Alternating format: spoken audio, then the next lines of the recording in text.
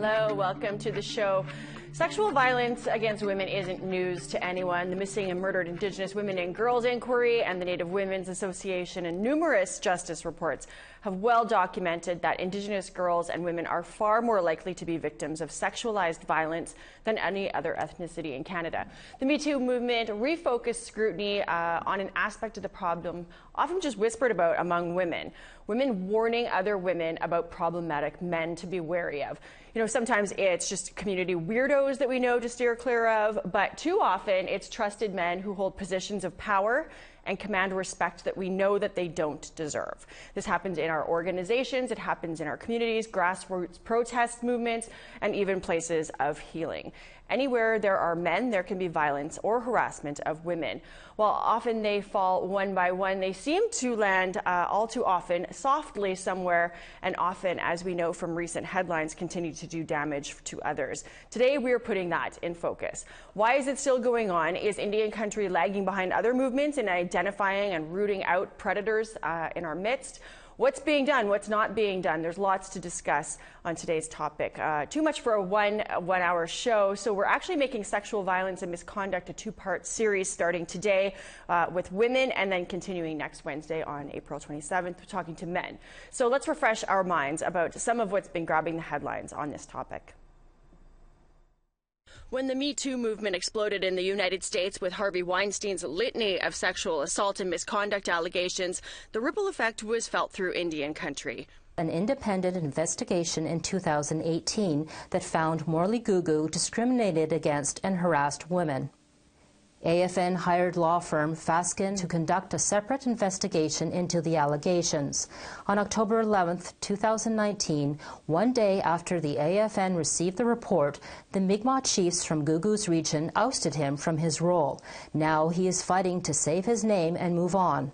2 years later, and involving a different woman, sexual assault charges were laid against that former Assembly of First Nations regional chief. Morley Gugu is set to go to trial on that matter this Friday. For years, women have shared whispers about men to avoid.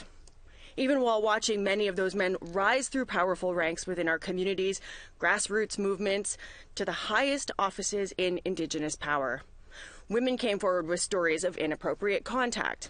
Good evening, welcome to APTN National News. I'm Dennis Ward. The Facebook messages seemed like it was an old friend attempting to reconnect. But Bethany May-Tawashin did not recognize the name of the person texting her and was weary. It was from an account under the name Charles Forbes, and it had no profile picture.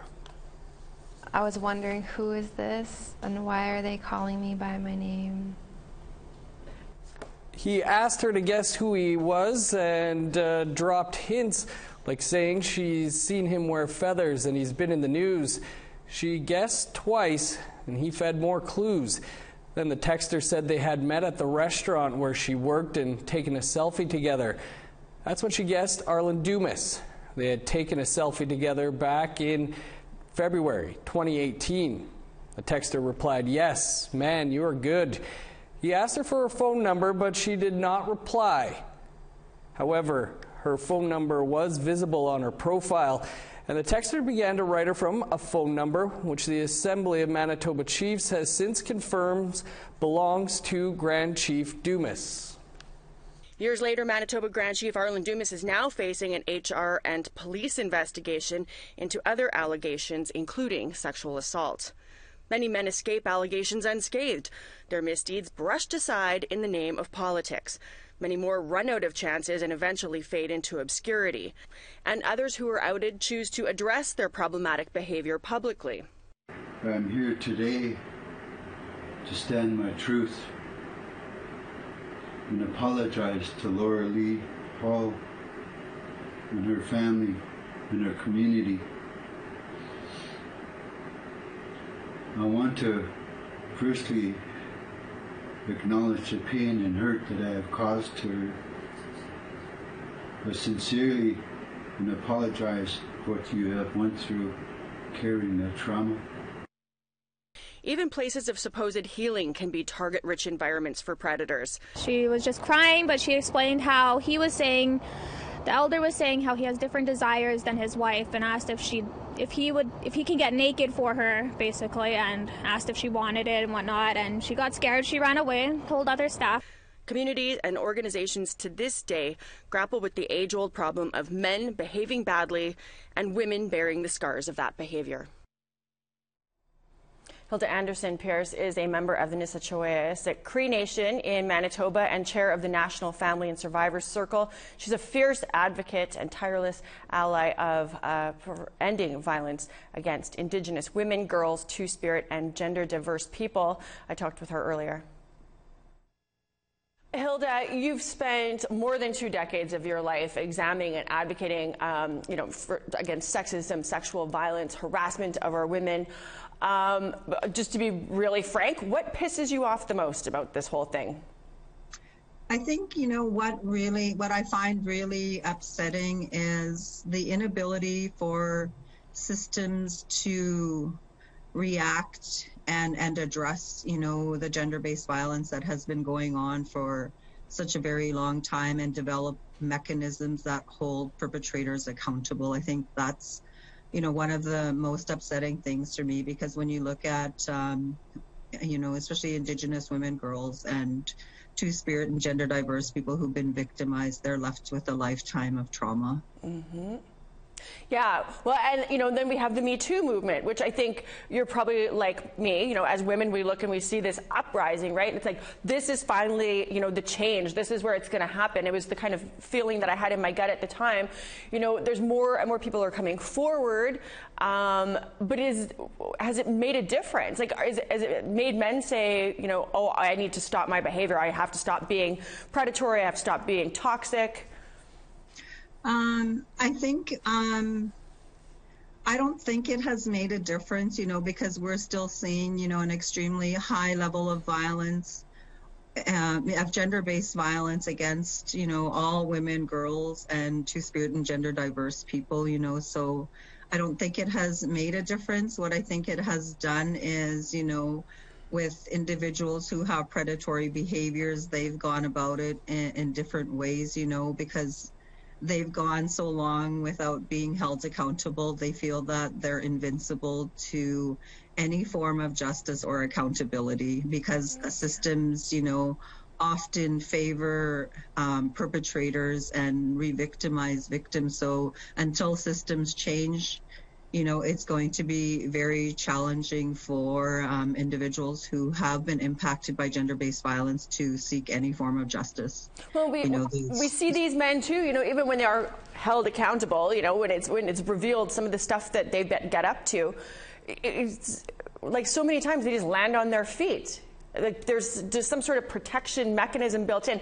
And one thing that I was a little bit disappointed of in one incident in particular, I won't get into the details of it, was the women coming to make excuses and to form this protective ring around this man. Like, what the hell, I guess. We often see victims who step forward, especially in smaller communities, even within our First Nation communities, when they come forward and report any type of gender-based violence, they're often ostracized, by the community and by the network of supports, by the, perpetrators' families and friends, and even coworkers, which is really heartbreaking to witness, when you consider, the traumatic experience of someone who's been victimized.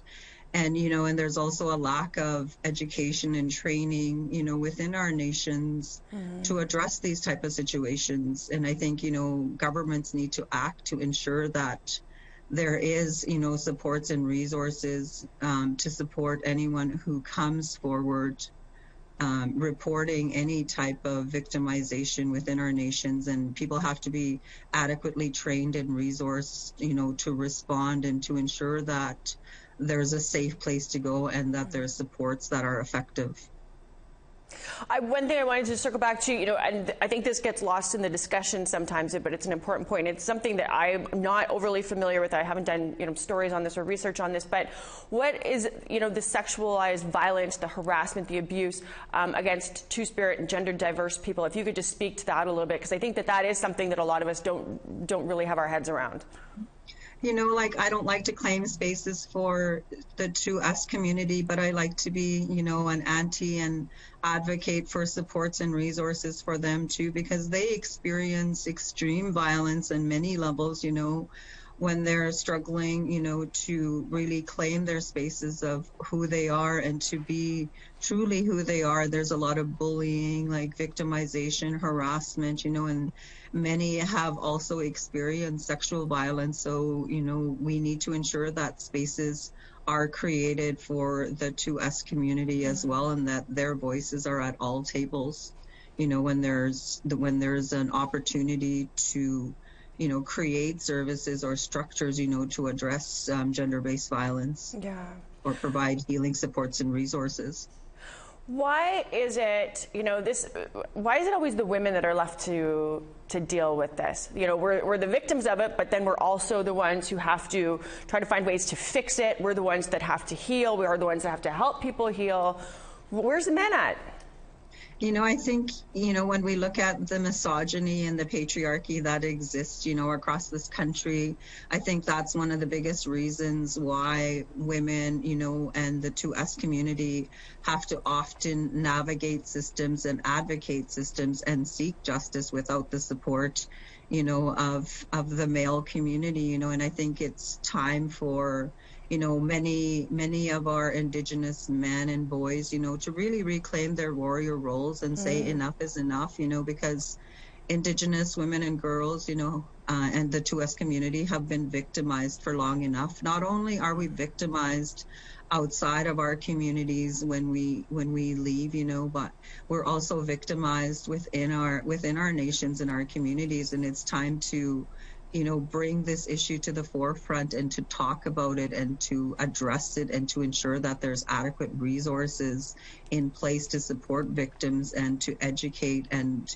for prevention as well. It has to start from a very young age in our schools, to teach about safety, about boundaries, and to teach about behaviors that are unacceptable, because, even when we look at historically, even now, it's we're, condemned for how we dress, how we act, that it's our fault, that we were victimized, and that narrative has to change. There has to, be a shift on victim blaming and start looking at the perpetrator and their behaviors. Violence is violence, and we need to address it. Well, next week we're having the men on to talk about this, to see what they're doing to take on this problem themselves and fix it. So it's not always us doing the heavy lifting, like you, Hilda. The heavy lifting that you do is, we are so happy that you could take time out to chat with us. So much admiration for the work that you do. And I think, it's good that, the men are joining next week, because men and boys are part of the solution in addressing gender-based violence as well. And, there has to be opportunities to heal those perpetrators and hold them accountable for their behaviors. Otherwise, their behaviors continue. Absolutely. Thank you so much, Hilda. Okay. Have a great day, and thank you for having me. Of course. We are joined by APTN's web reporter Kathleen Martin and NWAC President Lorraine Whitman after the break. Kathleen has done years' worth of work on the Me Too movement in Indian country. You can read all of it on a dedicated page on our website, aptnnews.ca/MeToo. We'll get into more of that when we come back. Stay with us.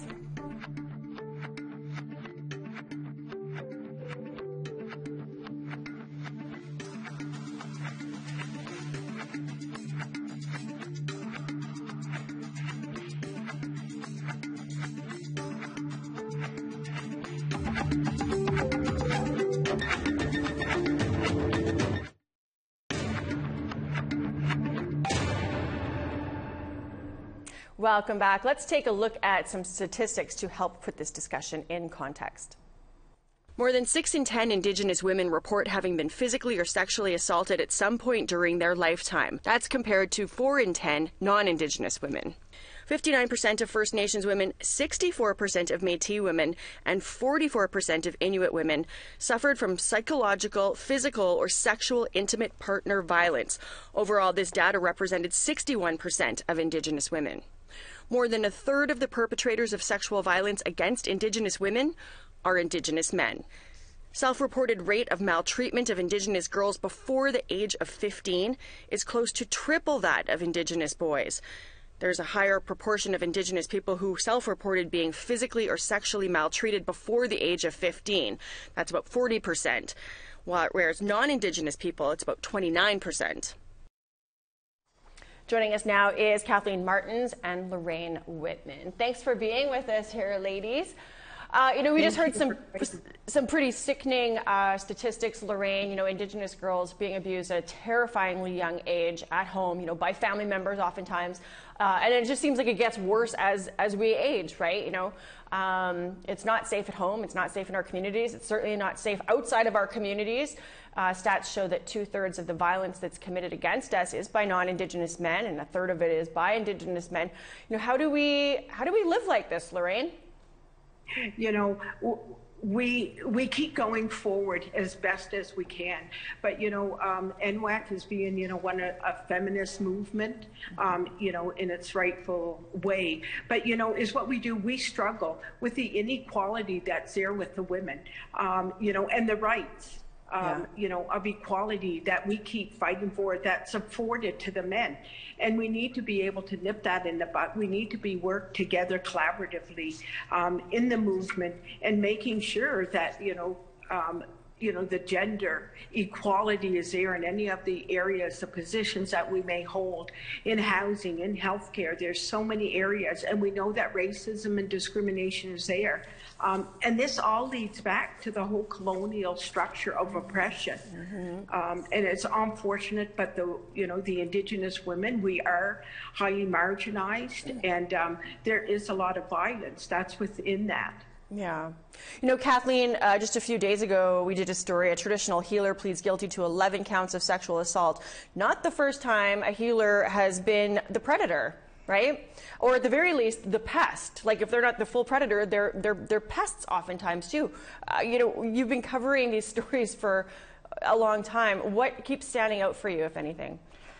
Well, definitely how much we're not hearing about this.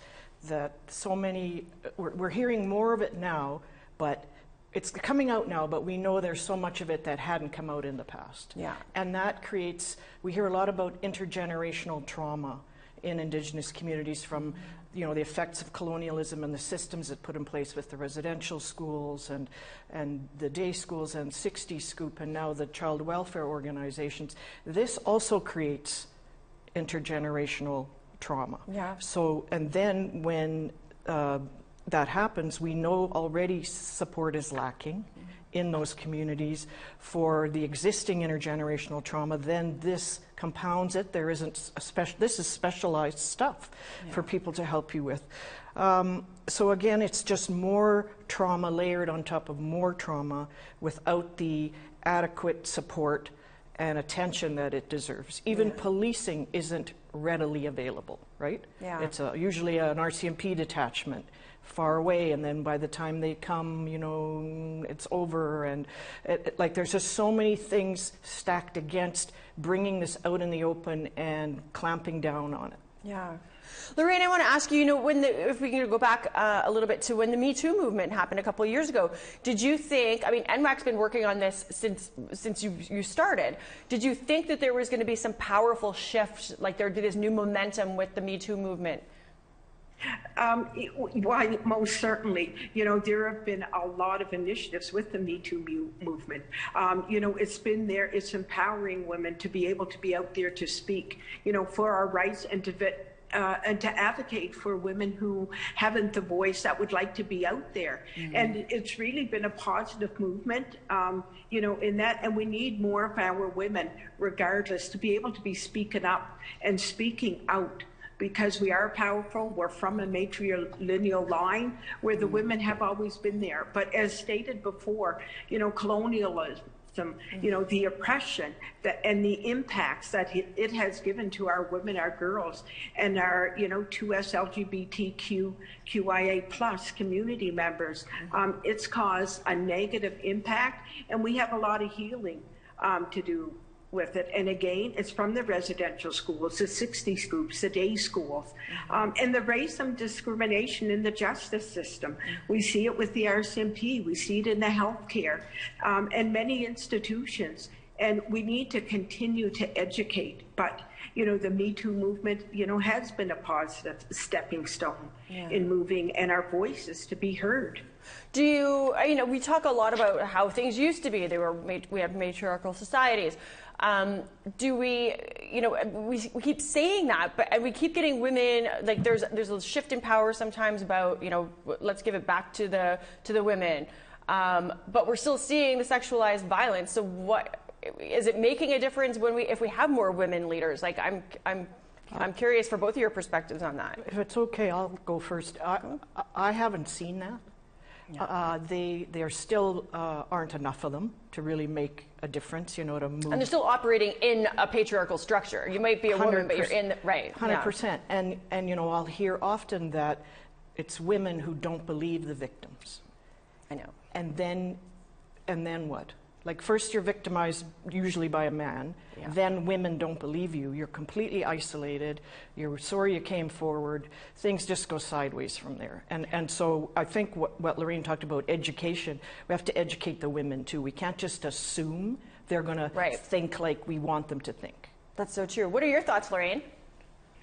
You know, I concur. I feel that, you know, there's a lot of education that needs to be going forth. You know, there's the identity crisis of the Indigenous women. It's, you know, intergenerational trauma. But I do believe there should be more women. You know, equality and justice. You know, our women should be there because the men have always taken those positions. Whether it's in skilled labor, we see, you know, women in the north, and our women have those skills to be in the employment role. There's many challenges that us as women face as Indigenous women, whether it be First Nation, Métis, or Inuit. You know, and colonialism certainly hasn't helped, but we have to move forward. You know, and if we work as a unified voice, we will get through it. We do get through it. And you know, as far as, you know, the violence, or if women are no better than men in these positions, I really do feel give women the opportunity. Because they do come from a different stance as men do. And I think if that opportunity is given there and the women are empowered, I do feel that, you know, the blend of the equality of both are there, a balance of both men and women. And being at the tables makes a big difference. We need to be there and voice the concerns of our women. So yes, there's many challenges that are out there, and we need to, you know, address those, especially in housing. Why is it that women have a more difficult time housing? Single moms have a terrible time.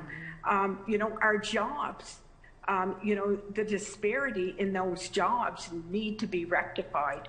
And, you know, we need to be part of that. And we need to be there in the whole healing process. I want you to tell us, Lorraine, what do you want from the men? What do you expect the men to start doing?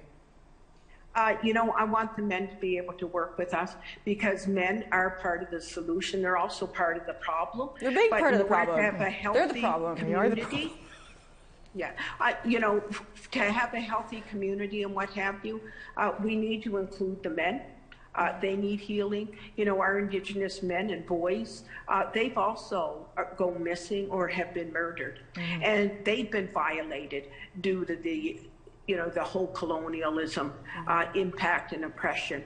So, you know, they need to be there as well, and we need to be able to work together.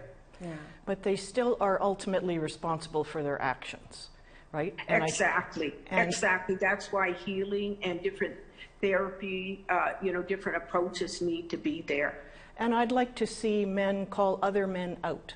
When a chief is charged, for example, we don't hear anything from other chiefs. No. And there's that silence around it. I don't know what would be so wrong with saying, you know, we're really upset, angry, even dismayed to hear that happened. We hope that the, you know, alleged victim, if you will, is okay, is getting what she or he needs.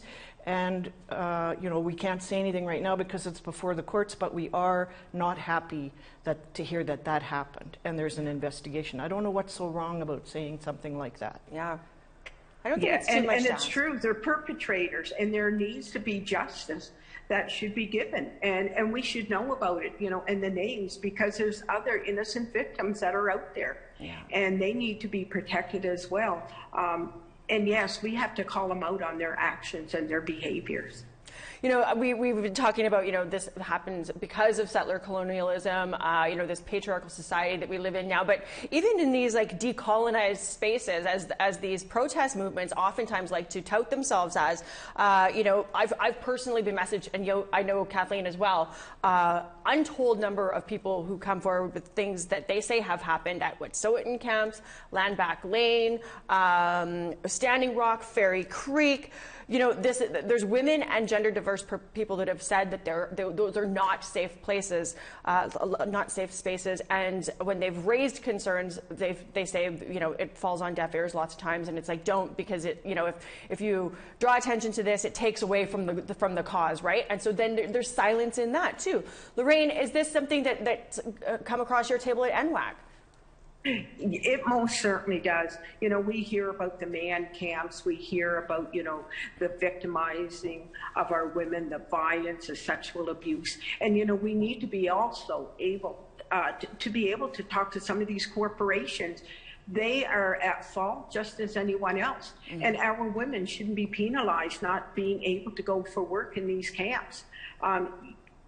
You know, we're still holding them back, but we all are responsible, and we all need to work together, whether it be corporations or what have you. So there's a lot of work that needs to be done. You know, we're moving forward, but not fast enough. And we've been talking about these issues well over 50 years that I recall. I'm talking about the same issues we talked about 50 years ago. And it's going at a slow pace. And, you know, the National Inquiry stated that it's a genocide. And it's existing, and it's still continuing today. So we need to step up to the plate and not just use words. We need to use action and to start implementing what needs to be implemented, you know, for the women, our girls, and our gender diverse community.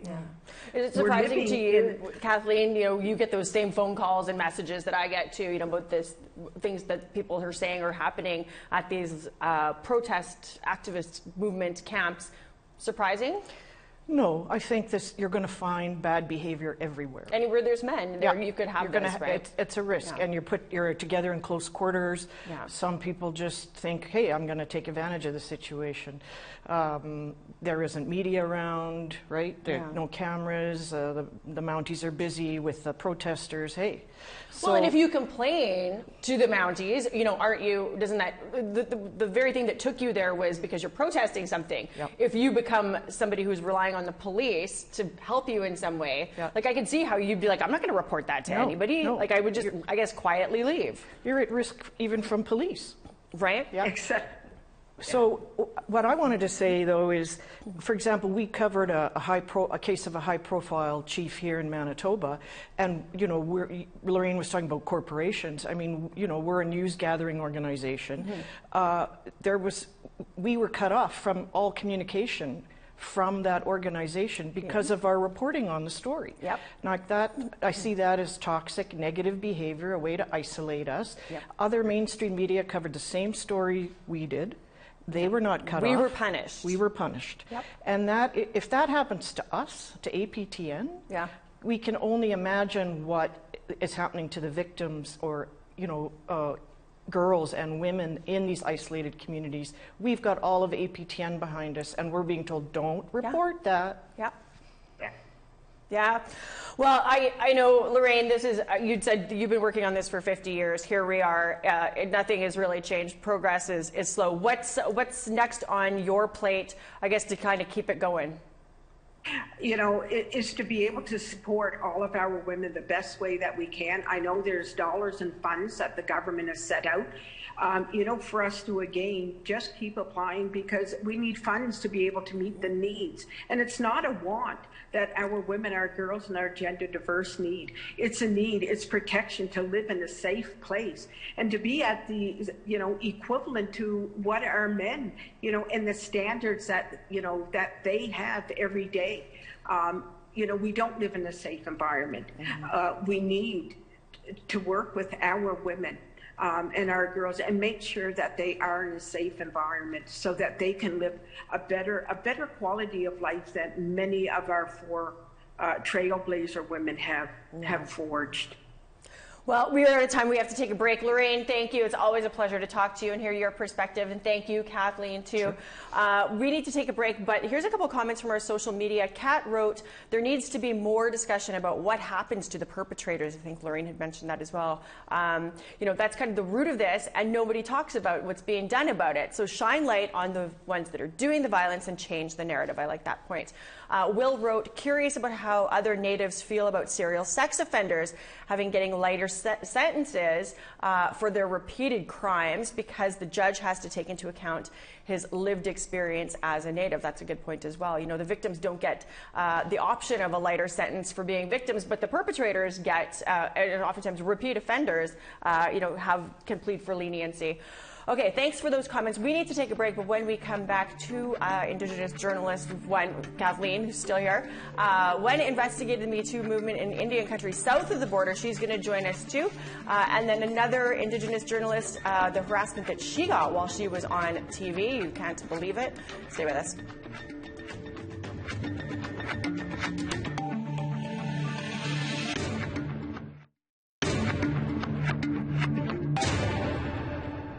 Welcome back. Rachel Crow Spreading Wings is a journalist. She's a former anchor at CTV News in Winnipeg. You know, being an Indigenous woman on TV, there is a whole lot that comes with that. She's also the mom of 2 teen boys and looking to raise better men, which I know well. I'm a mother of a boy myself. Kathleen Martin is a mother of a boy herself, so we know the drill, right? She joins us now from Lethbridge, Alberta. Rachel, I'm happy to see you. I feel like I haven't seen you for a while. I know, and I just gotta say thank you for inviting me on. Like, this is a dream come true. You know?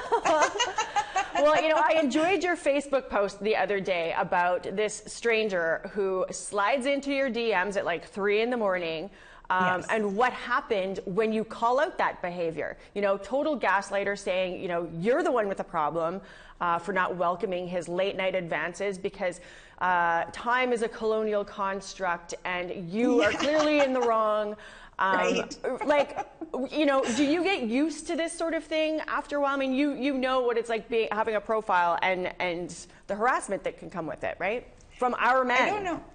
Right. And I think that's what's surprising is that some of these people that do this are the respected men and the good men and they're not, you know, I mean, or they might be with the community, but in that kind of a situation, relationship to relationship and respecting, it's not there. And I don't understand why. I don't think it's something that you get used to. I think it's something that just stops being surprising. It might be the person that is surprising, but the behavior itself is not surprising. And that's sad. Yeah. I think that's sad.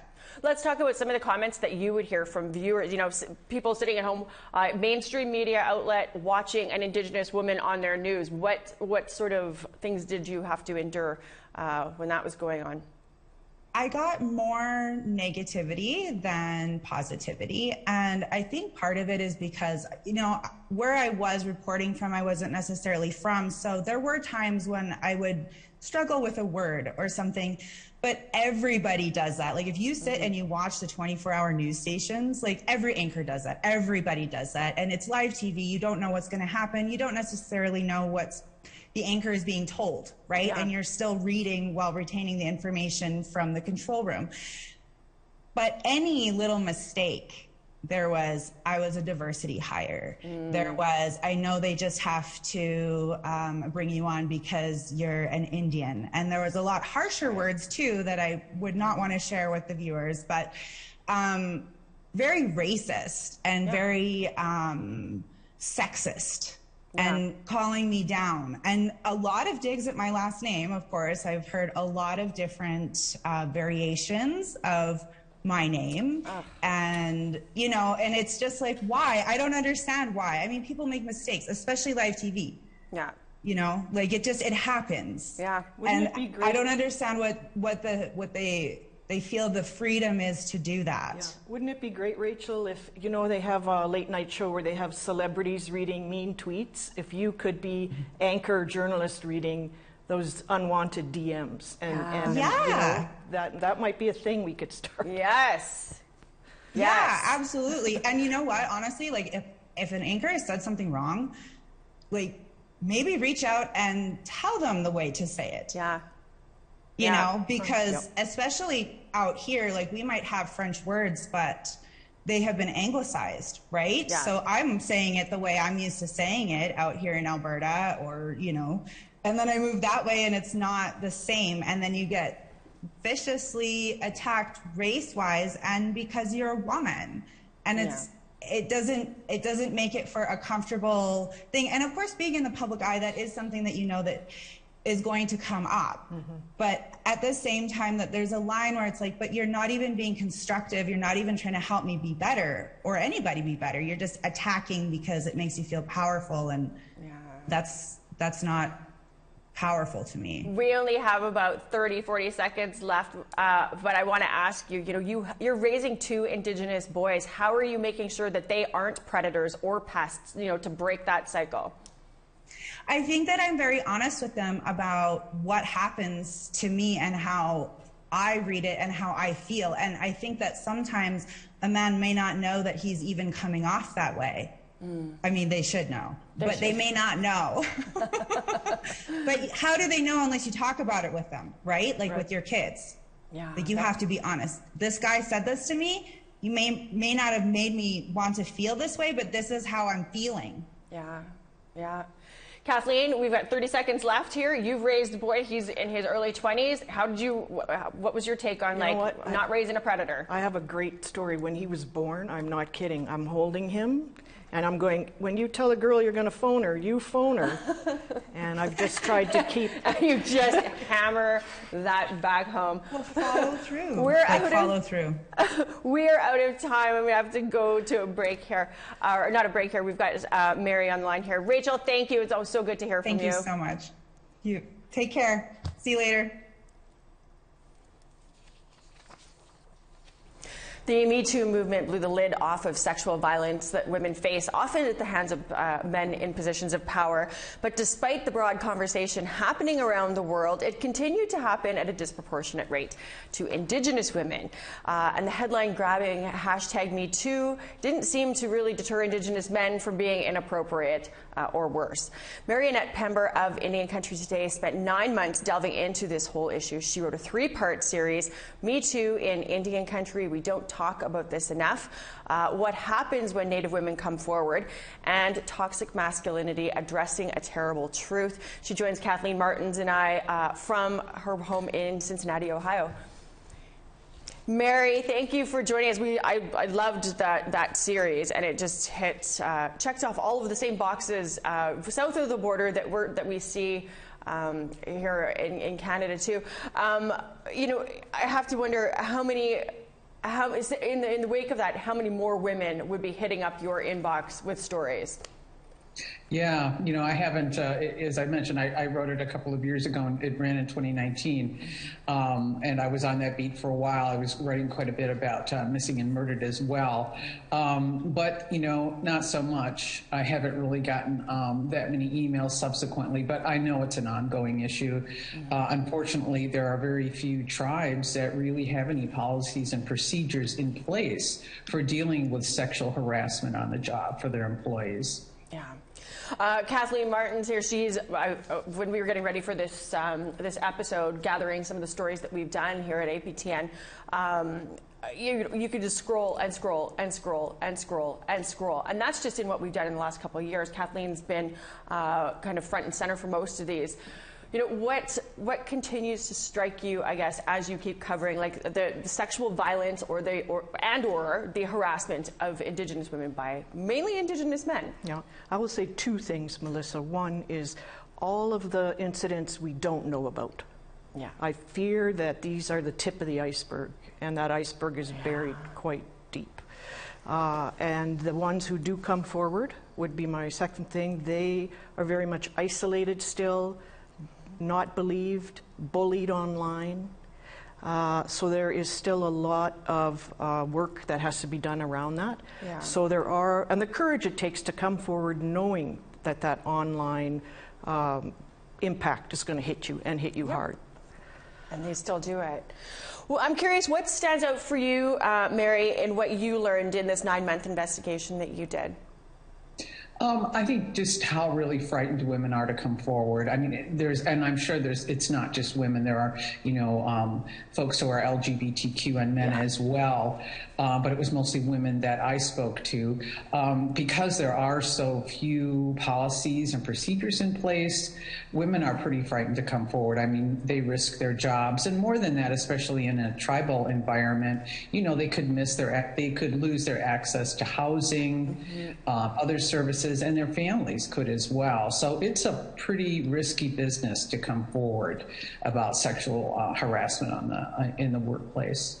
Well, and then like Kathleen and I were talking just before the show here, you come forward, the odds of somebody making stuff up, that's the exception, not the rule, when people come forward with these sort of allegations. It's more often than not what they're saying is true, and it did happen, right? But there's this reluctance to believe that. It's like almost like the flip side is true, or the opposite is true, where it's like if you come forward, most people are going to think you're lying for some reason, right?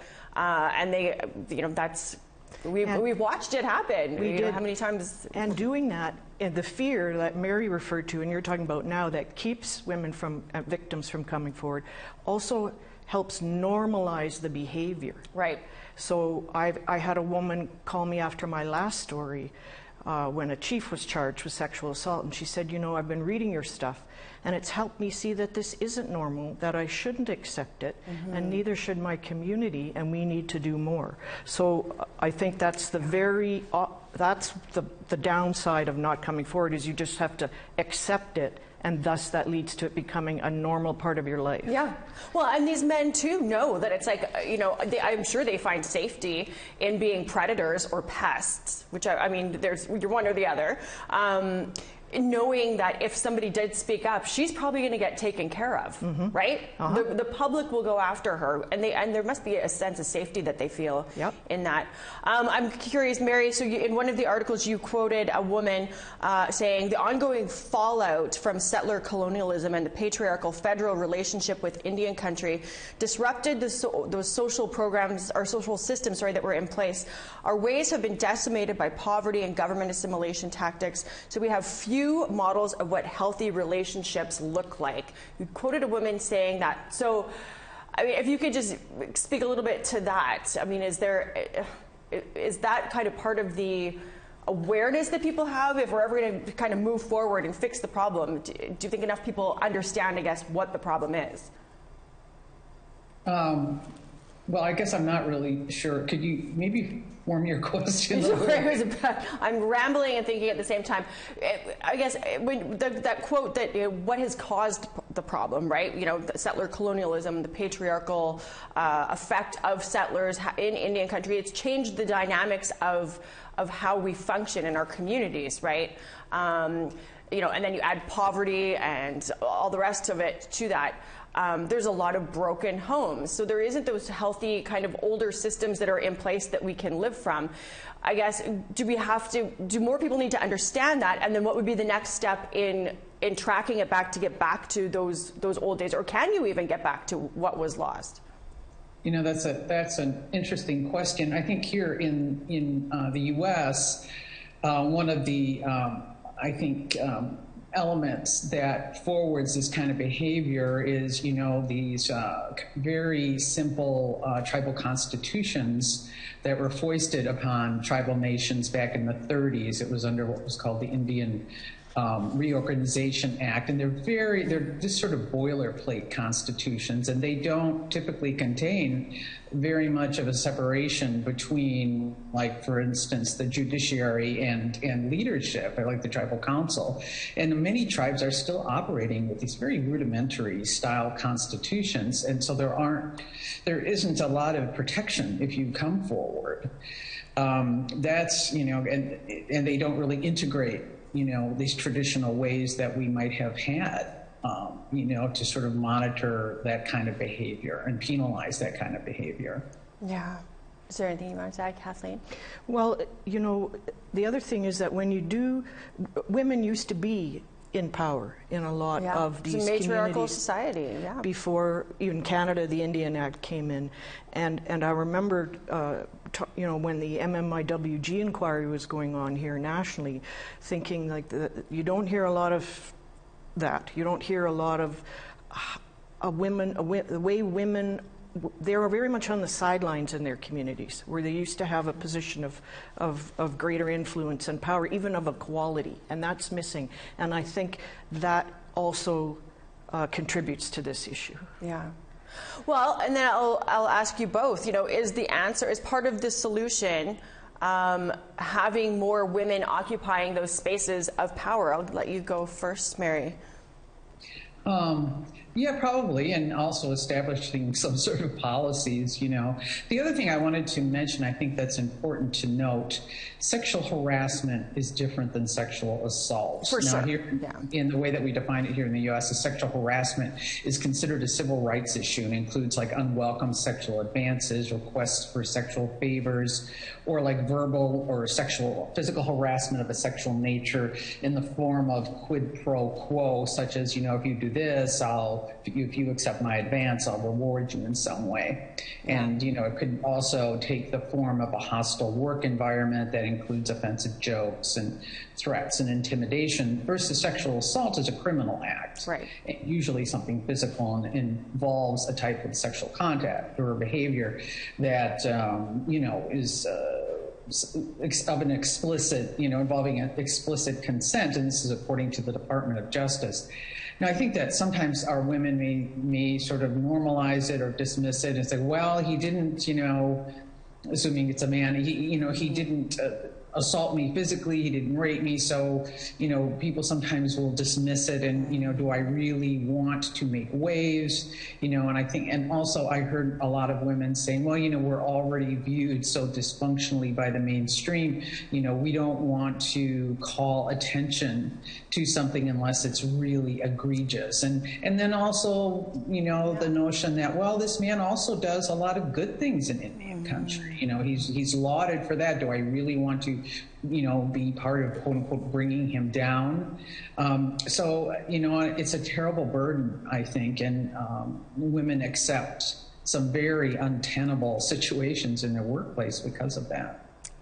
It's so gross. And I can say it's true. I mean, I was in a position with, I had a boss, and it was the exact way that it was years after that I realized, you know, when it sunk in, what happened. I was just being harassed, so I thought that that's fine. Like, he's not crossed a line and groped me. If he did, I would hit him. You know, I would deal with that. You know, you never realize the toll that it takes emotionally on just consistently being harassed relentlessly by somebody who has a position of power over you. You talked to a lot of interesting people, Kathleen. What are they saying? Like, where do we kind of go from here? We know that the problems are there. Is there a fix, or what's kind of the next step towards a fix? Yeah, I know you're going to touch on this with other guests as part of this deep dive you're doing on the subject, which I think is very valuable. The more we get out there and talk about it and people understand, like Mary listed the difference between sexual harassment and sexual assault, the more people get educated about that, the better it's going to be. Remember, good touch, bad touch. Yeah. Remember when we were kids, we were taught about that. So I think education is a key thing. Also, you know, men, there are a number of groups just in Winnipeg where we live that have healing for men, right? We're having a bunch of them on next week too, because this is a two-part series, right? And next week we're going to the men. And it's like, what are you doing to sort yourselves out? Like, you need to fix, this is your we're doing all the heavy lifting. What are you guys doing? And there's some incredible men doing incredible work. So that's next week, though. You have to come back for that. Yeah, so I think that is part of it, too. You can't just have women fix this problem. Yeah. Right? Yeah. That men have to be involved. And I know when I did a Me Too story in Indian country, that is what the women said to me. Mm-hmm. Our men need healing. Yeah. Just like we do. Yeah. And we need to be in this together, and we need to talk together about it.